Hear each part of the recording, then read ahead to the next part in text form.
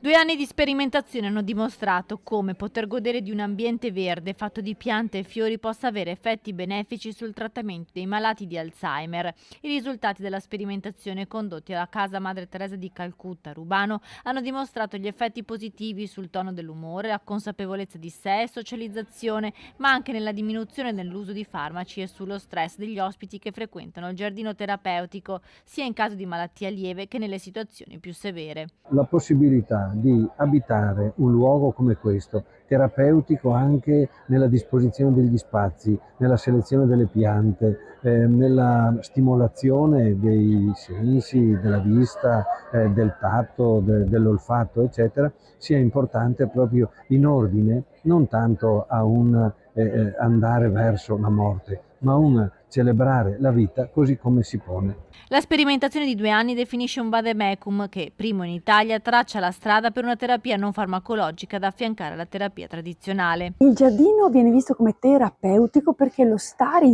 nel giardino stesso ha una funzione di riduzione dei sintomi e quindi è come se fosse la medicina sostitutiva.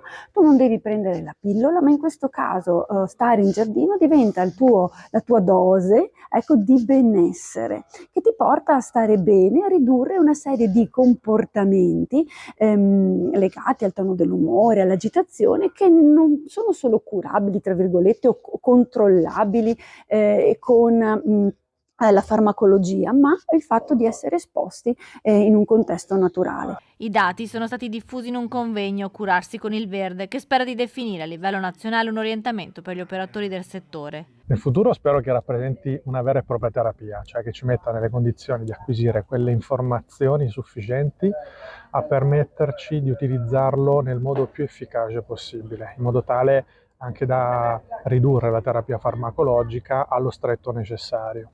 Questo è l'auspicio e l'augurio per il futuro. Quello che adesso è un elemento fondamentale di vita, soprattutto per gli ospiti, ma anche per chi se ne prende cura. L'opera della Provvidenza Sant'Antonio di Rubano, della diocesi di Padova, da più di 30 anni lavora nell'accoglienza e cura delle persone con grave disabilità intellettiva. Nel 2005 ha aperto le proprie porte anche del centro polifunzionale per i malati di Alzheimer e le loro famiglie.